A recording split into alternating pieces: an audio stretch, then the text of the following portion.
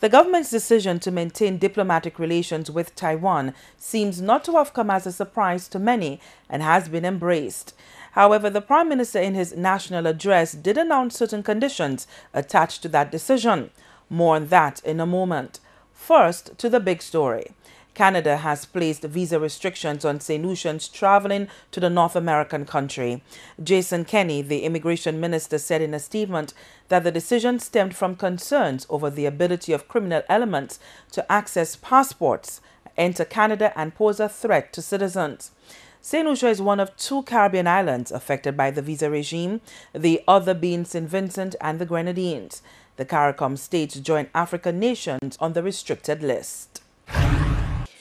The Canadian authorities say the change will allow Citizenship and Immigration Canada and its partners to screen more travelers for security risk prior to their arrival in Canada. This will help significantly reduce the risk that individuals engaged in organized crime or the trafficking of persons could gain entry to Canada.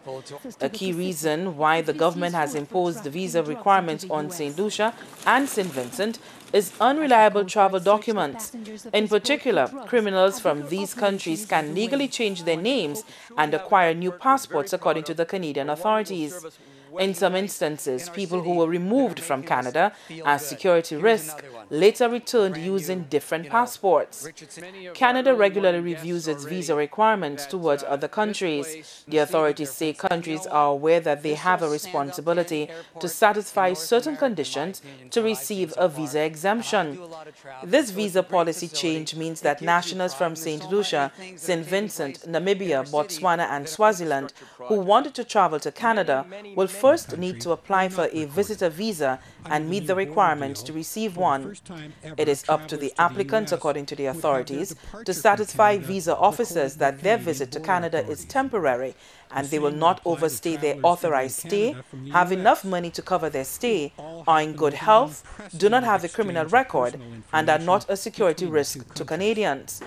Applicants from St. Lucia and St. Vincent can now submit their applications by mail or in person to the Canadian Visa Office in Port of Spain, Trinidad and Tobago. In the months ahead, the authorities say travelers to Canada will be able to apply online for all temporary visas.